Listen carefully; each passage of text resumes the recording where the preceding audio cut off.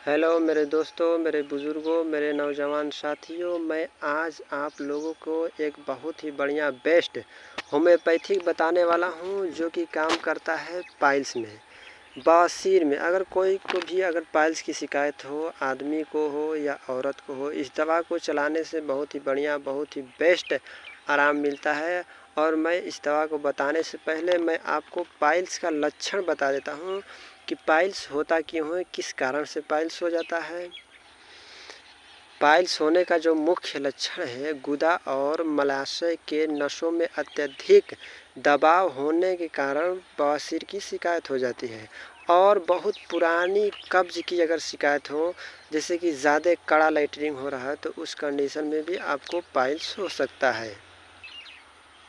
और ज़्यादा कड़ा लैट्रिन हो रहा है और आपको जोर लगाना होता है, तो उस जोर लगाने से रेक्टम बाहर आ जाता है, उस कंडीशन में भी आपको पाइल्स होने की शिकायत रहती है, पाइल्स हो जाती है। और ज़्यादा तेल मसाला वाला सामान वगैरह अगर फास्ट फूड ज़्यादा खाएंगे, उसके वजह से भी आपको पाइल्स होने की शिकायत रहती है। और मेरे दोस्तों, महिलाओं को गर्भावस्था के दौरान भी पाइल्स हो जाता है। नसों के दबाव के कारण उनको पाइल्स की शिकायत हो जाती है गर्भावस्था के समय में। और मेरे दोस्तों, जो दूसरा लक्षण है पाइल्स का, गतिविधि, बैठे बैठे अगर एक ही जगह कई घंटों तक बैठे हैं, उस कंडीशन में भी आपको पाइल्स होने की शिकायत रहती है।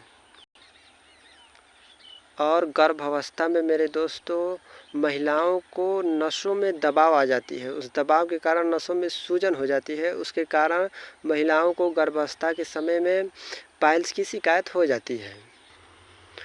और मेरे दोस्तों, जैसे कि भारी वज़न अगर कोई उठाते हैं तो उसके कारण भी पाइल्स हो जाने की शिकायत रहती है।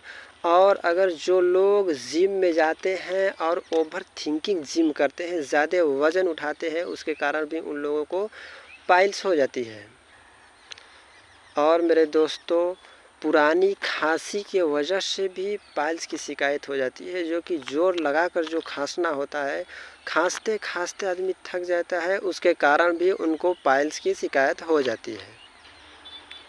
और मेरे दोस्तों, पाइल्स से बचाव के लिए पर्याप्त मात्रा में पानी पिएं और फल और सब्जी खाएं।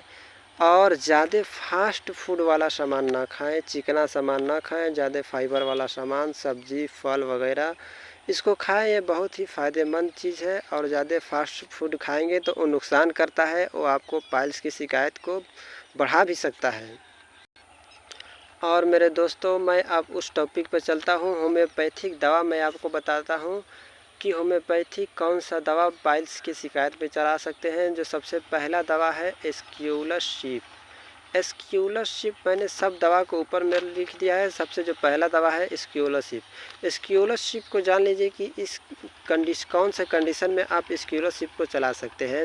मलद्वार में अगर आपको हल्का हल्का दर्द हो रहा है और मलद्वार में आपका फटले टाइप का जैसे कि है, उसमें चीरा लगा हुआ है, उस कंडीशन में आप एस्क्यूलरशिप को खा सकते हैं।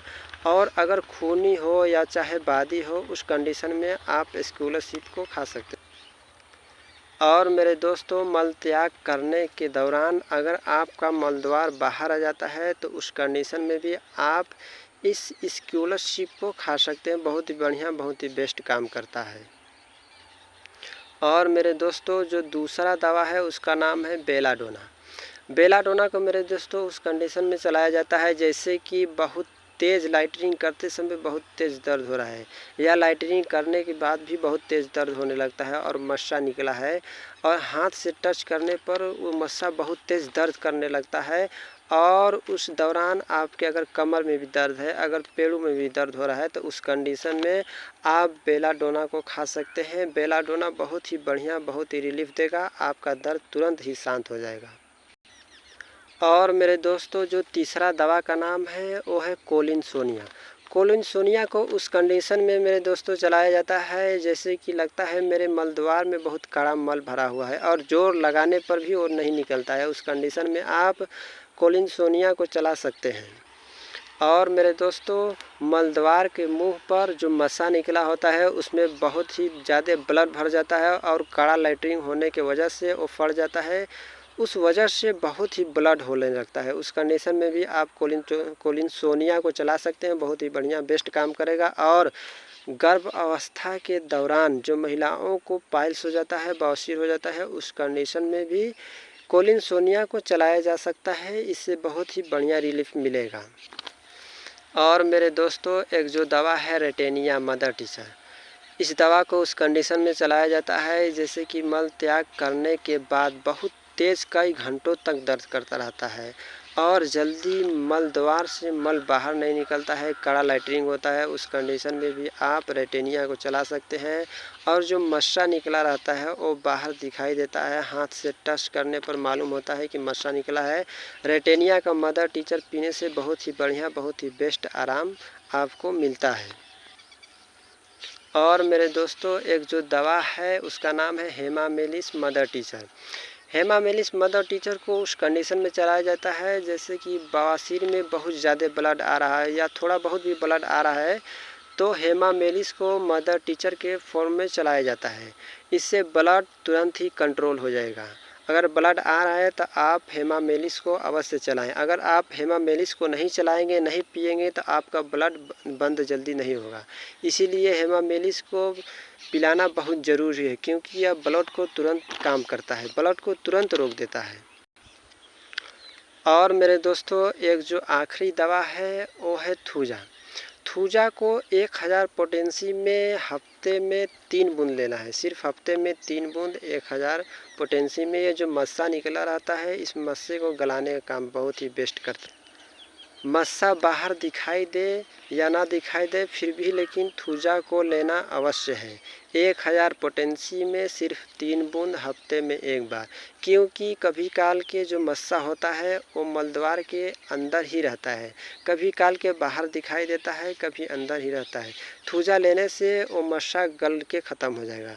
जब मस्सा गल के ख़त्म हो जाएगा तो समझिए आपका बवासीर भी बहुत बढ़िया तरीके से ठीक हो गया। अब दोबारा बवासीर होने का नाम ही नहीं लेगा, क्योंकि थूजा लेना बहुत ही अवश्य और ज़रूरी है। और मुझसे जुड़ने के लिए मेरे दोस्तों, मेरे चैनल को मुझसे लाइव आ सकते हैं। और मुझसे जो कोई भी अगर आपको परेशानियां हो, मुझसे आप जुड़ सकते हैं मेरे चैनल को सब्सक्राइब करके, और आप अपनी परेशानियों को बता सकते हैं। मैं आप लोगों के हमेशा साथ हूं। जो कोई भी परेशानी हो मुझसे पूछ सकते हैं, मैं बताने के लिए तैयार हूं।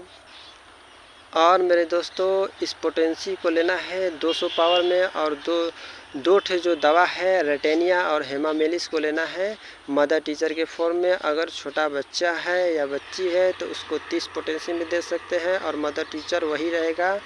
उसको कम मात्रा दे सकते हैं, 15 साल से ऊपर है तो उसे ज़्यादा मात्रा लेना है, 3 बूंद 200 नंबर में। और अगर छोटा बच्चा है तो उसको 30 पोटेंसी में 3 बूंद लेना है। अगर उससे भी छोटा है तो उसको 2 बूंद दिया जाएगा।